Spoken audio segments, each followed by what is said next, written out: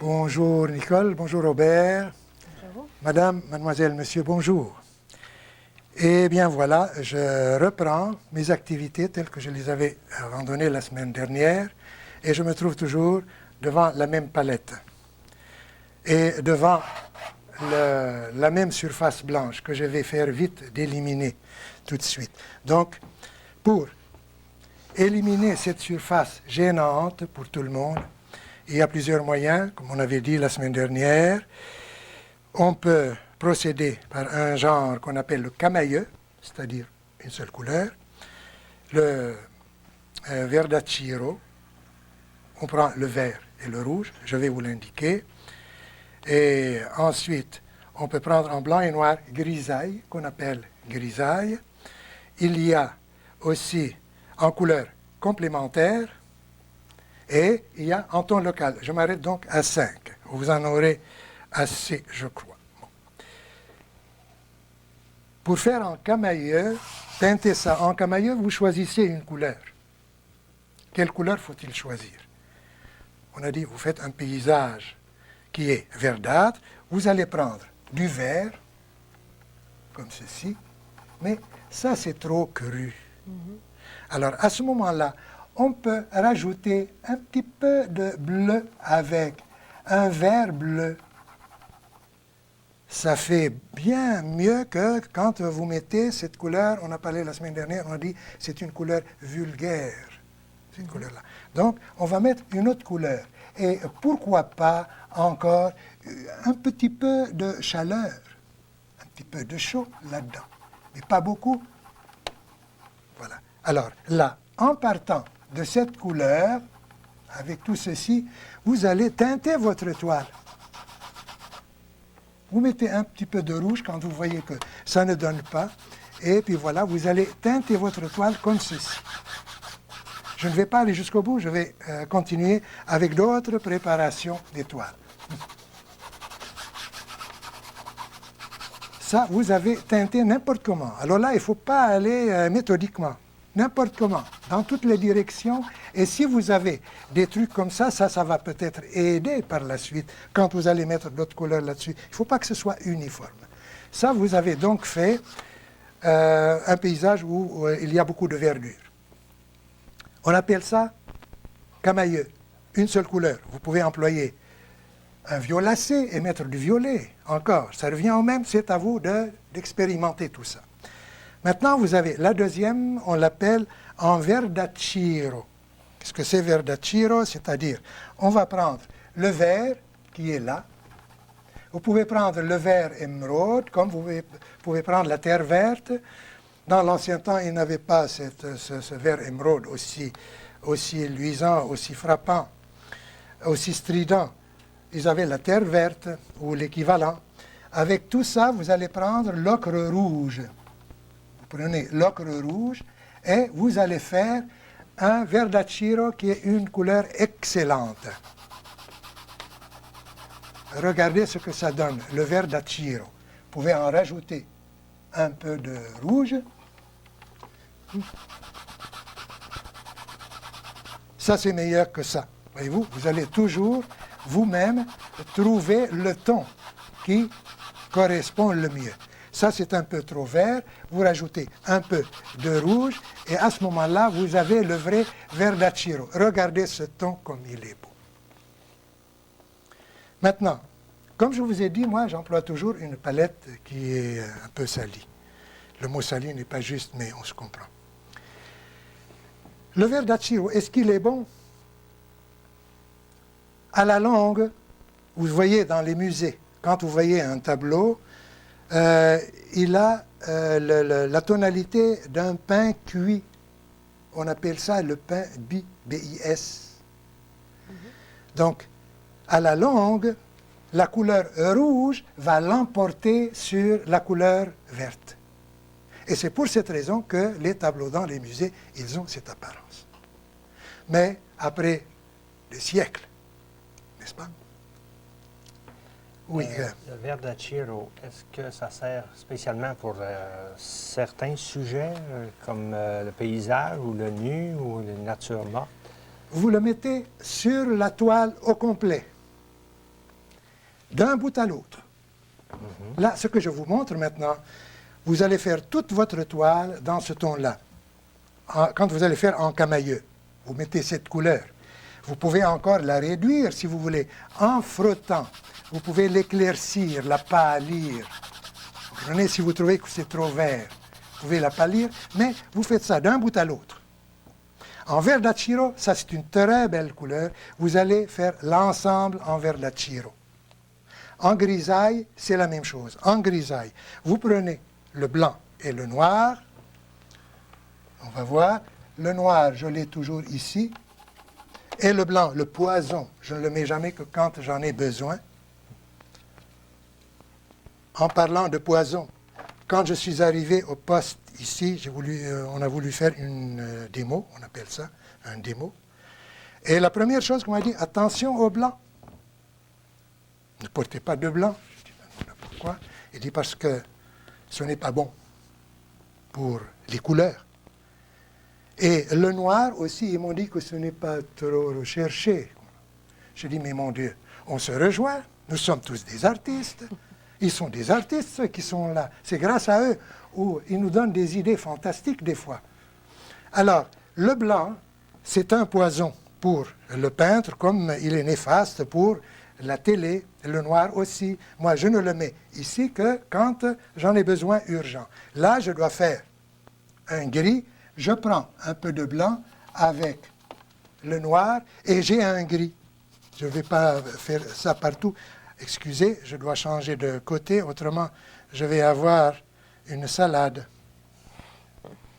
Là, je prends le noir, voilà, et je prends un peu de blanc et j'ai un gris. Avec ce gris-là, je vais faire toute ma toile, au complet.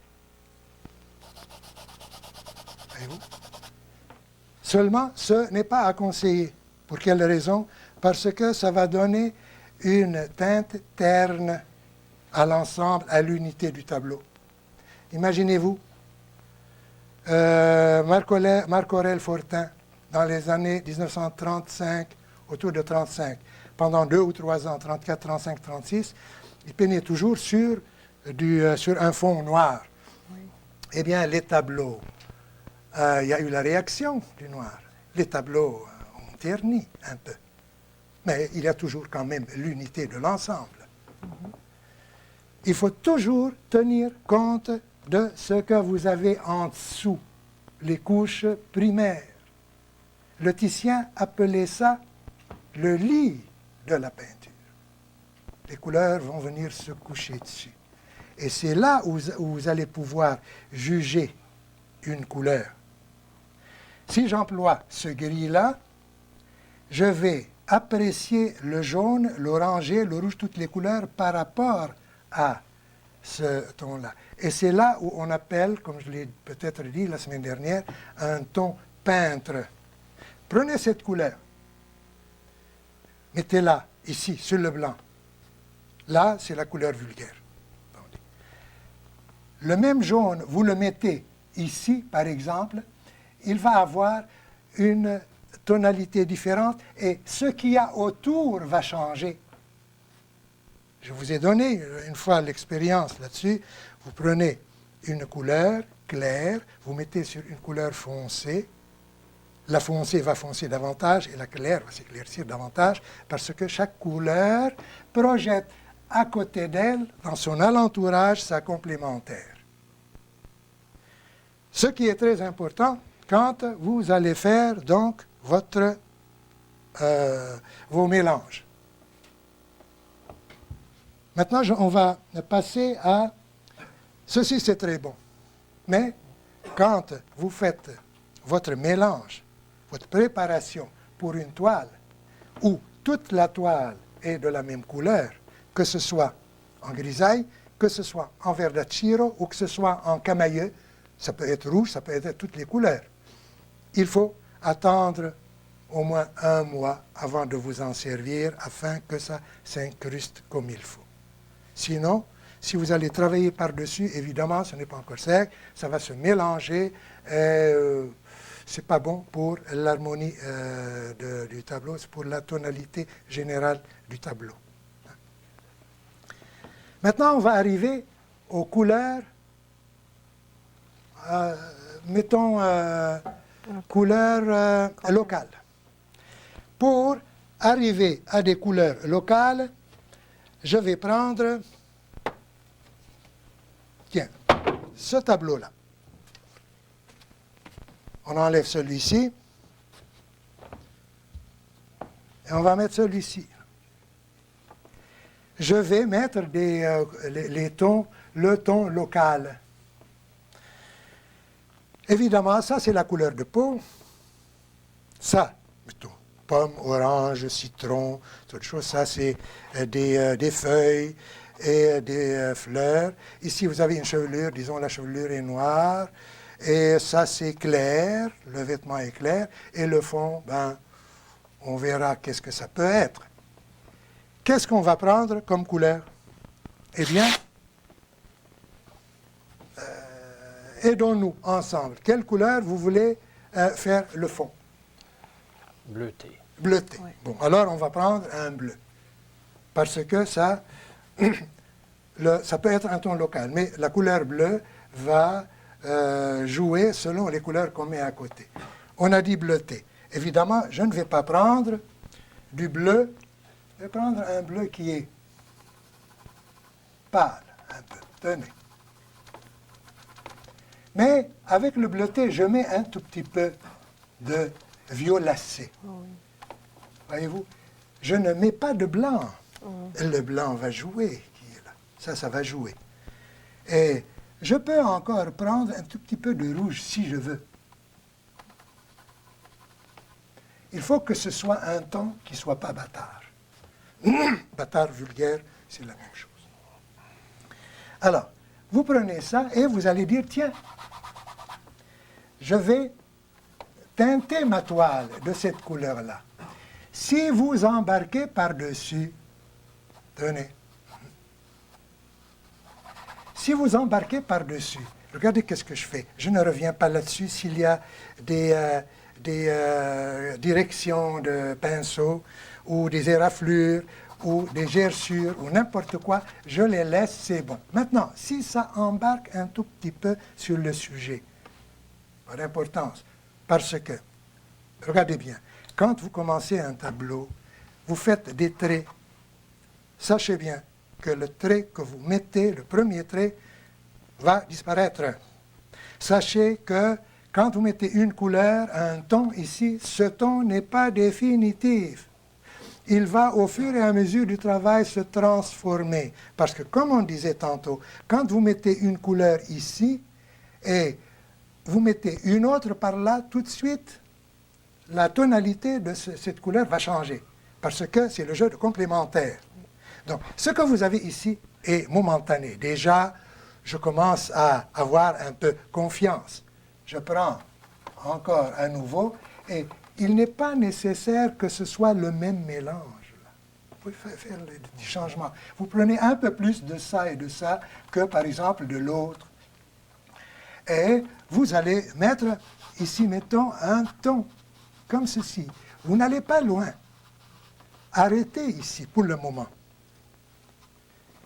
S'il reste un peu de blanc, ça n'a pas d'importance. D'ailleurs, ici, ce n'est pas blanc-blanc.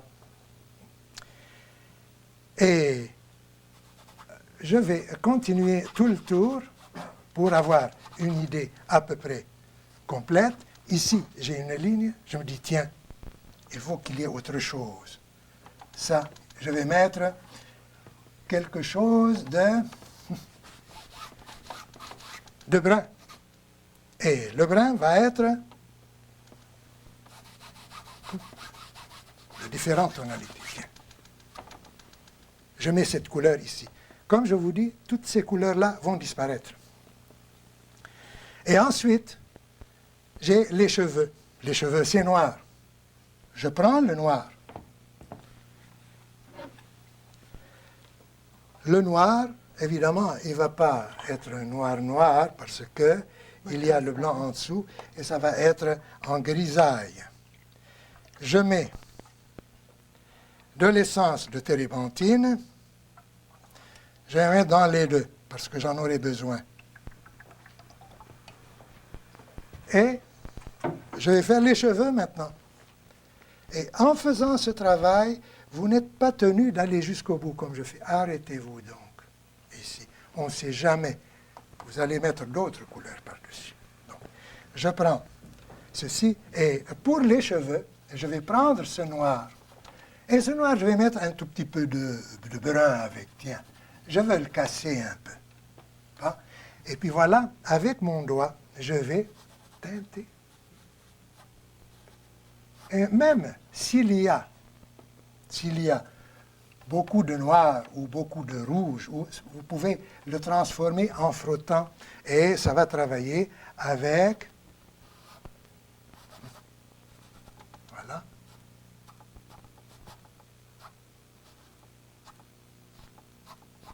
Et là, une petite couette qui vient par là jusqu'ici. Vous avez vu que je travaille avec mon doigt. Vous ne prenez pas un truc aussi épais, prenez quelque chose de très mince, parce que moi je le prends pour aller plus vite. Mais très mince, vous allez travailler avec plus de sûreté selon le dessin. Donc, vous avez à peu près une idée de ce que ça va être. Si vous n'aimez pas la tonalité qui est là, vous pouvez éclaircir comme ceci. Là, vous pouvez mettre vos lumières. Ça, c'est après. Vous pouvez mettre vos lumières. Et vous pouvez donner des tonalités fantastiques. Il m'arrive souvent de faire un tableau avec ça et je n'ai plus envie de le retoucher. Je le laisse. N'est-ce pas? Ça sort de votre inconscient. Alors, vous faites ça ici, comme ça. Vous changez ça de place, de l'une à l'autre. Et vous passez par-dessus. Et tout dépend du cheminement de la lumière. Et vous allez travailler la luminosité de cette façon-là. Bon, maintenant arrive la peau. Comment faut-il faire la peau?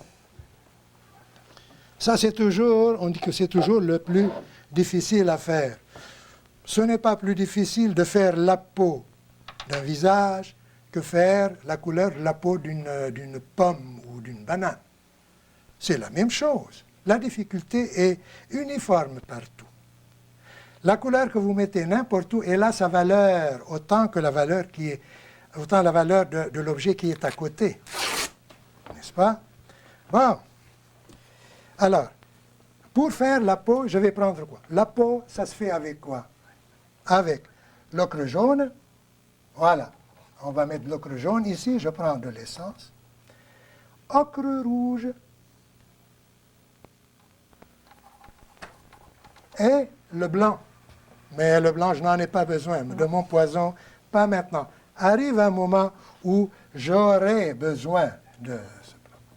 Alors, je vais mettre une couleur qui soit chaude. Mais ce que je mets ici, je vais après le transformer comme j'ai fait ça là. Ouais, vous allez commencer par mettre cette couleur ici. Dans la paume de votre main, vous pouvez, et vous, regardez ça.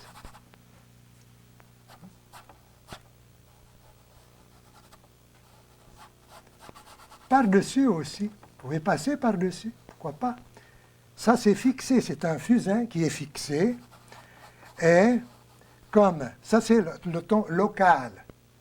Je vais vous expliquer ce que c'est que le ton local tout à l'heure. Bon, vous l'avez ici. Et avec ce même tissu, vous allez pouvoir égaliser. Vous pouvez même commencer à mettre vos lumières là où vous désirez qu'ils soient. Voilà. Vous allez voir en dessous aussi le fusain qui va vous servir, après quand vous allez mettre vos empattements par-dessus, ça va vous servir à mettre les empattements à la bonne place. Voilà. Donc, vous avez teinté votre sujet du ton local. Qu'est-ce que c'est que le ton local? Maintenant, si vous voulez avoir encore plus clair, vous prenez ça Et regardez, je vais prendre, mettons, ce côté-là pour vous indiquer comment vous allez rendre ça clair. Vous changez de place et tout de suite, vous allez essuyer l'ensemble. Et vous mettez votre ton clair. Le bout du nez, vous faites la même chose, mais tout ça, ça va disparaître après.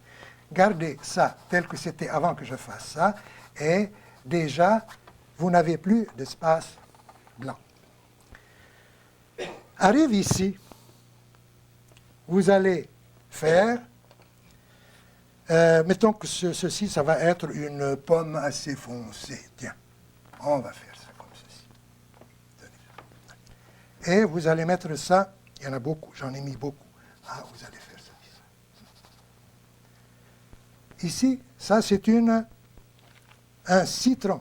Là, je peux continuer en faisant ça. Je peux continuer en faisant ça. Je vais prendre un citron. Je prends le jaune avec un tout petit peu d'ocre jaune pour tuer un peu la sonorité. Et je vais mettre ça ici. Tenez.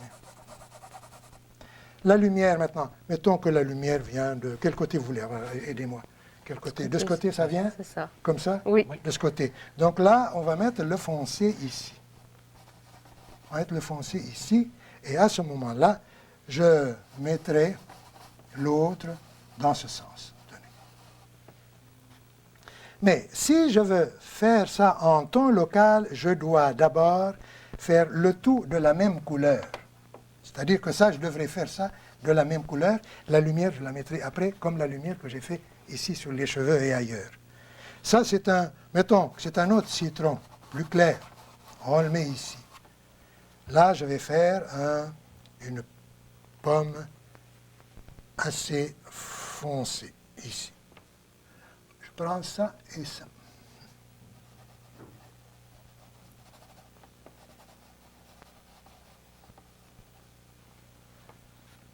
Et ensuite, quelle couleur je mets ici? Une pêche. Une pêche. Orangée. Je vais mettre une Ça va pêche. me découvrir. Une pêche. Je n'ai pas la couleur. La pêche, c'est quelle couleur déjà? Orangé, jaune, avec un peu d'orange. Un jaune orangé comme ça. Mettons, Ouais, c'est cette pas un couleur-là. Voilà. Vous l'avez fait. Et moi, je ne travaille pas sans avoir le sujet devant moi. C'est ça. Je ne sais pas C'est tirer ça. une ligne si je n'ai pas le modèle devant moi. Et ce n'est pas un manque. D'après mon professeur, c'est bien, on est influencé par personne. On ne fait que ce qu'on voit. Maintenant, le temps presse. Je vais prendre ceci et puis faire le tour de mon panier avec un peu plus clair ici. Voyez-vous? Bon, voilà. Et etc. Ça, ce que je suis en train de faire, là, le temps me presse, je dois m'arrêter. Malheureusement, c'est toujours ainsi. Et je vais passer partout, partout, partout pareil. Une fois que je suis passé partout, je pourrai reprendre et puis ici faire mes lumières et je laisse sécher. Et une fois que j'ai laissé sécher, à ce moment-là, je vais prendre mon poison et je vais mettre mon poison ici et là et je vais commencer à employer mes couleurs. Je vais les diluer avec l'essence et je vous expliquerai en prochaine émission, on va continuer ça, exactement ça, on va continuer et je vais vous dire les différentes péripéties pour arriver à faire une peinture qui dure des siècles sans craquer, sans jaunir, sans pâlir et sans noircir surtout. Là, j'avais promis de répondre à une téléspectatrice au sujet du vernis. Alors, le vernis, il y en a plusieurs sortes de vernis. Il y a le vernis à peindre. Le vernis à peindre, c'est-à-dire, on va le rajouter au jus que nous avons ici. On le rajoute au jus et on peint avec ça. C'est comme si c'était un diluant. Vous avez le vernis à retoucher, mademoiselle. Le vernis à retoucher, ça, quand vous avez par exemple une peinture qui a un chancy ou il y a quelque chose qui ne va pas, les couleurs qui sont ternes, là vous mettez du vernis à retoucher par-dessus et vous pouvez reprendre la couleur une deuxième fois. Et il y a le vernis à l'essence. Ça, c'est bon parce que le vernis à l'essence, on peut l'appliquer et on peut l'enlever facilement avec un peu d'essence. On peut l'enlever sans toucher la couleur qui est là. Et le vernis final, ça, je vais donner une émission spéciale pour vernir un tableau parce qu'il y a toutes sortes de manières. Et je vais vernir un tableau ici devant vous. Mademoiselle, j'espère qu'en attendant, vous avez une idée à peu près de ce que c'est. Il y a encore le vernis isolant. Si par exemple vous êtes en train de travailler, vous avez fait votre travail et vous devez vous arrêter par exemple une semaine ou deux ou un mois sans travailler, vous mettez un vernis isolant, ça va isoler contre les fonctions de l'atmosphère et vous pouvez reprendre après. N'est-ce pas? Ça c'est le vernis isolant. Le vernis final, ça se fait au damar. Il y en a encore d'autres sortes. Je vous expliquerai ça beaucoup plus en détail la prochaine fois. Le vernis, c'est une émission tout à fait spéciale. Je reviens à mes promesses et je vous demanderai d'écrire à Technique Picturale aux soins de Vidéotron 35 65 Berry, local 200, Montréal, H2L 4G5. Pas beaucoup de compliments. Écrivez-moi, dites-moi vos problèmes et j'essaierai de mon mieux de vous les résoudre. Et voilà, donc à la semaine prochaine, nous allons reprendre ce même sujet tel qu'il est exactement et nous allons essayer de débaucher l'ensemble, de couvrir l'ensemble. On aura d'autres façons de couvrir un tableau. On va le faire avec le pinceau. Maintenant, j'ai travaillé avec le doigt. On va le faire avec le pinceau la prochaine fois. Et ça s'équivaut. Seulement, le doigt, c'est meilleur. C'est un pinceau qui ne coûte pas cher, qui se nettoie facilement et puis inuisable. Ça ne s'use pas. Vous allez faire des économies en travaillant comme le titien avec votre doigt. Et vous verrez que ça va vous faire beaucoup de bien. Merci. Ah mon Dieu. On avait pas mal de choses à faire. Vous deviez nous montrer deux tableaux. Je ne sais pas si on a le temps de les montrer. Voilà. Non, c'est fini. C'est malheureux, mais on n'a pas eu le temps. Alors, ça va être pour une autre fois. Ne désespérons pas. J'essaierai de vous inviter une prochaine fois et on va étudier un peu votre travail. On va voir comment vous faites, qu'est-ce qu'il faut faire, qu'est-ce qu'il ne faut pas faire. Autrement dit, on va vous critiquer. Ah mon Dieu, c'est toujours ainsi. Dieu vous l'aime.